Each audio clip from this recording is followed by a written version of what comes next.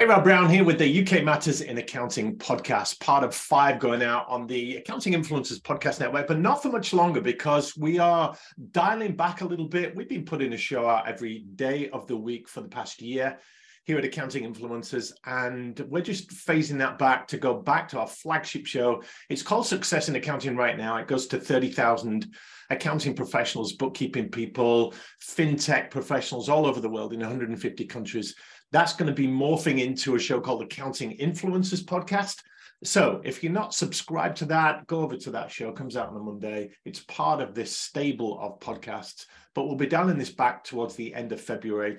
And come February, we'll have just one show going out with a few bonuses. So to the point in hand, this is the UK Matters in the Accounting Podcast, and I'm here with guest host Will Farnell. Good day, Will. Hi, Rob. Nice to see you again. Good, you too, Will. And MTD just keeps coming back up and coming back up. So for the benefit of our UK audience, Will, you're on the cutting edge here. You know what's going on with HMRC. Where are we up to with things?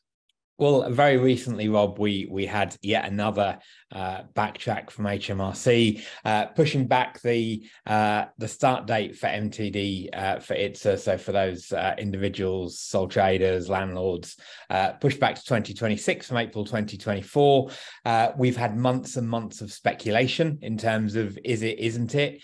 But they haven't just stopped at pushing the date back. They've raised some of the thresholds now to take more people out of MTD for it. So in the medium term.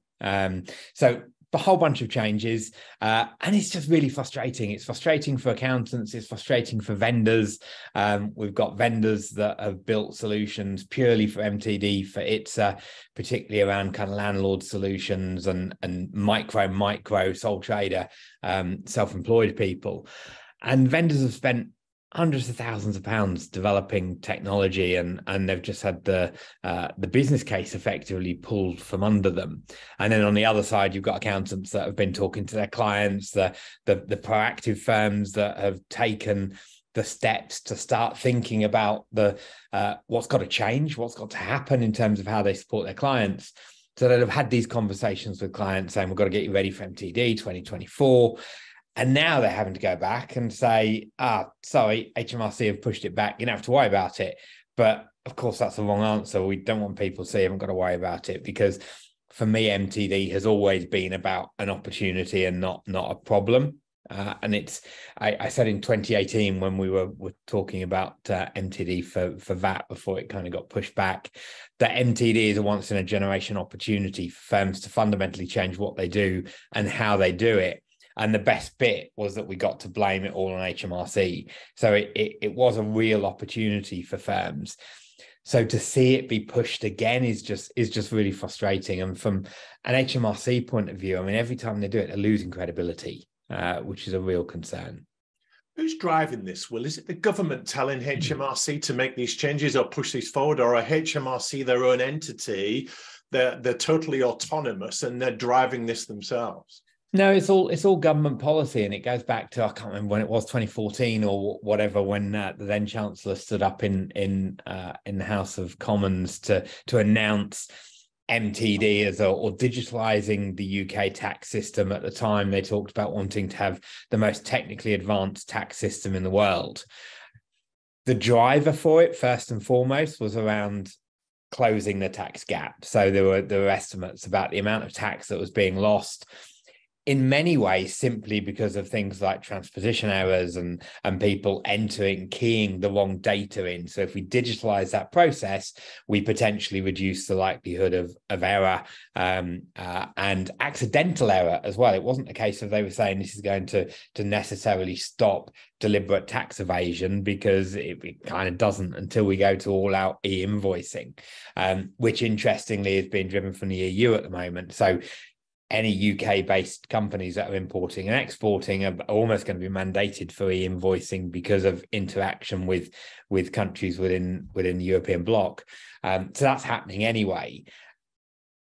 But there's been lots of challenge over recent years about whether that tax gap figure is actually right. But we live in a technological world. The fact that we're still keying data into tax returns and filing paper tax returns. I mean, it's incredible. I mean, we do US tax work, and for that we still have to file paper returns to the IRS in the US. So whilst we all moan about HMRC, we should be grateful that we're not having to contend with the IRS that are probably a few steps behind HMRC. So when the government brought this in back in the day, were HMRC warmly embracing of this? Was it something they wanted themselves, as you say, to bridge that tax gap? Yeah, I mean, I don't done this under duress, have they? Yeah, I mean, ultimately everything is driven by the government of the day, and Right. The government drove this, so therefore it's then for the civil service to kind of implement what the government want to do. We've had about 10 governments, prime ministers, and chancellors since then. Only 10. Yeah, lots of change, and I mean, I understand why the changes have happened. The world that we're in at the moment, HMRC systems simply weren't ready to cope. HMRC are not coping with what they've got to do at the moment. So to then have a whole new regime, quarterly reporting, you can see quite clearly why it had to be pulled. But I just think pushing it, all of it back, and just saying we're going to kick the can down the road for another couple of years wasn't the right solution. And it's actually the order they're doing it. If we look at, we have MTD for VAT already. So that's predominantly limited company businesses. So these guys are generally going to be using software. They're filing quarterly VAT returns. So it seems bizarre that personal tax was coming before corporation tax, because actually those that are filing corporation tax returns are more likely to be digitally enabled because they had to do that for VAT anyway.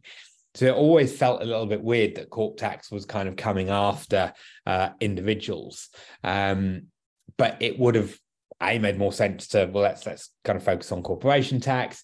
Let's maybe take out the landlords at the lower end, but let's keep the sole traders in the loop, rather than say, well, let's kick everything down the road for a couple of years, and at the same time increase the thresholds, take a whole bunch of people out of it. So whilst we're 2026, we're talking about 50,000 of income, then dropping to 30,000 a couple of years later. So straight away, we're taking a huge chunk of people out of the requirement for MTD, even in 2026. Yeah. So we know the credibility of the UK government is shot at the moment.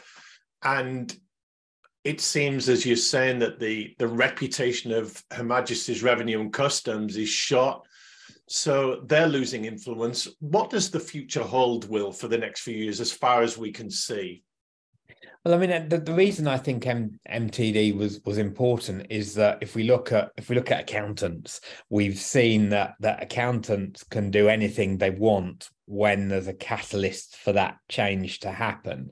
So we saw with the pandemic the ability of firms to be able to flick a switch and go full remote because they had to.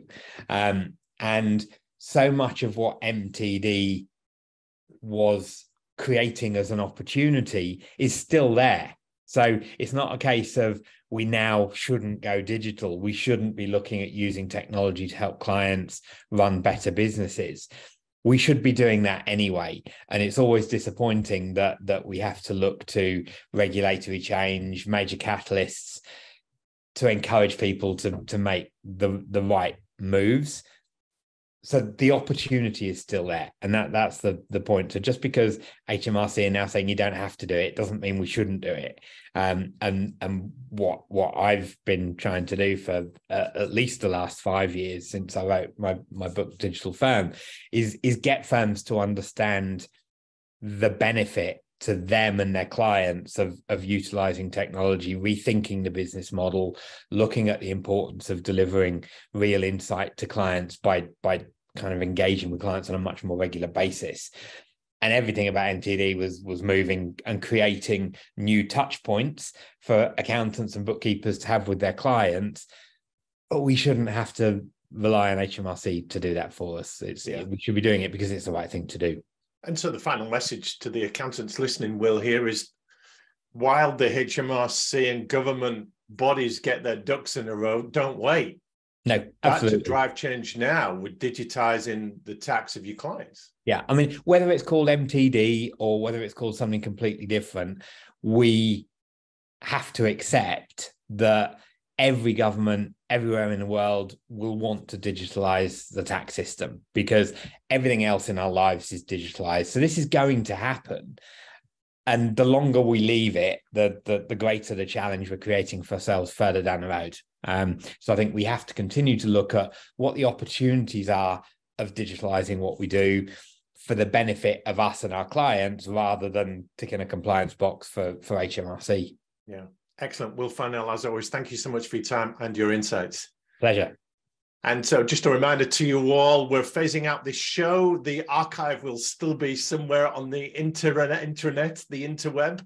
But check out Accounting Influencers podcast. That will be our Monday show. It's currently Success in Accounting, but we're just changing that title a little bit and continuing to talk to the key leaders in the accounting and fintech world about what's happening and bringing you that news with top panels as well. Enjoy your day, and thanks for listening to our podcast.